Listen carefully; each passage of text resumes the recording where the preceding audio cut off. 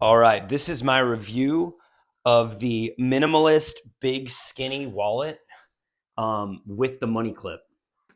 So it's an extremely minimalist wallet. I keep 9 cards in here. You can easily do 12. Um, it's so thin in your pocket. That's why I love it. I hate having that fat wad of a wallet.